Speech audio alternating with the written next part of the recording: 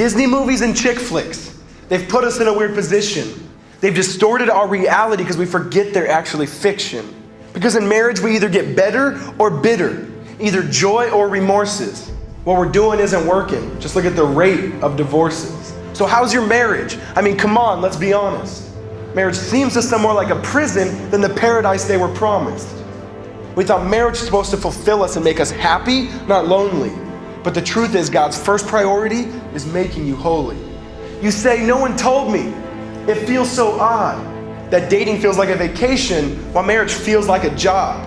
Yet the secret of joy, if we just pull back the facade, is realizing most problems arise when we elevate our spouse to God. Without knowing it, we fulfilled Romans 1:25. By our actions, exchange the truth about God for a lie. We've exchanged God for lesser created things. It's like a husband trading his wife for a 2D image on a screen, hoping it'll set us free, just to find on the fumes we're choking.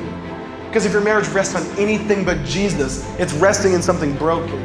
Yet guys continually sacrifice their marriage on the altar of sex and lust. I mean, if our dollars were honest, they'd stay in pleasure we trust. So men, grow up, put down the controller. How about you lead her with grace instead of trying to control her? Now, I've never been married, but I'm a product of one that was non-existent.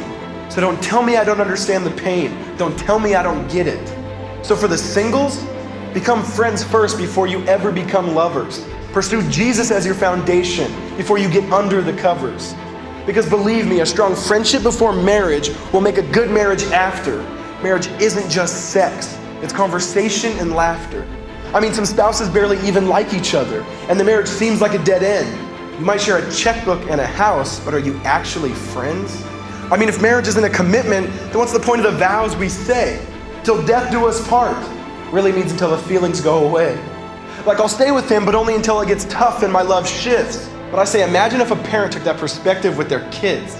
Like, can't you see it? The minute the kid spills something on the floor, the mom's saying, forget it. I don't even love you anymore. No, it's just like marriage. To last, you need the strength from above. Because it's not the love that sustains the promise, it's the promise that sustains the love. I mean, think about it. Out of anyone who's actually had the right to leave, God had every reason in the world, yet he still came for you and me. And on the cross, he paid it all, took our shame and set us free. When he could have called down legions of angels, he chose to stay on that tree. From the cross, he looks you in the eye and says, I'm taking this for my bride. When you trust in me, you no longer have to hide. Because of me, it is finished. You've been made new. You're spotless, you're blameless. There's no sin in you. Because his death was a proposal. He wanted you no matter the cost. Where some guys propose on a knee, Jesus proposed on a cross.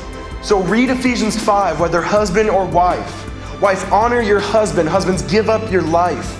Just like Jesus gave himself up for his bride, the church. So men, lead by serving, by putting her first. So die to self, put your flesh on a life sentence, because you don't fall out of love as much as you fall out of repentance.